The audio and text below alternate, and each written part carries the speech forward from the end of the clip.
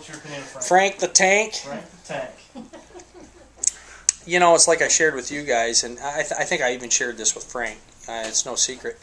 I was so honed in on this place and getting the right people in there, and I wanted people that I knew, and that's the people that I had been working with to that point. I didn't know Frank.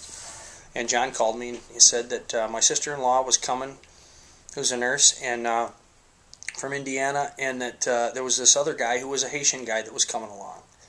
And when we hung up the phone, I thought, oh man, I don't know this guy. You know, he probably just wants to get, he's probably just looking for a way to get down there so that, you know, he can go, you know, see if his family's okay, and then, you know, and then what? And then what? That man is invaluable. He's absolutely invaluable. He's, first of all, he's, as they would say in Haiti, Frank is a gros nègre. He's a big man. Okay, that's not a derogatory term. That's the phrase they use. That's the Creole that's used. He is a gros nègre. He's a big boy. And just his very size commands an awful lot of respect in Haiti, which is really cool.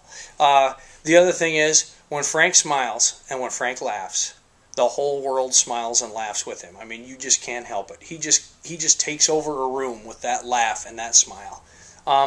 He loves his people. And he loves to help.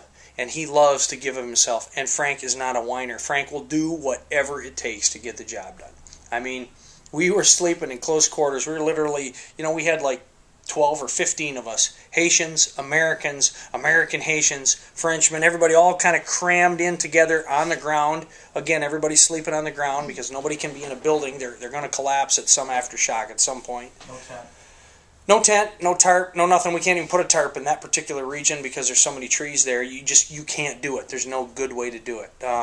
We could lay it over us like a blanket. That would be about as good as it would get. But, of course, we had no mattresses, no pads. We had one old mattress that somebody had spared out of a house that a few people would sleep on. Crossways. They had about 5 people packed down there one night. So we're all sleeping together tight. We're all eating together. We're sharing each other's food. We dumped everything in a suitcase when we got there and just kind of everybody took whatever they needed whenever they needed it. And Frank, I love that guy. He's the kind of guy you want as your friend.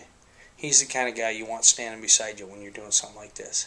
He controlled crowds. When we were working on that girl, we had hundreds of people trying to watch what was going on.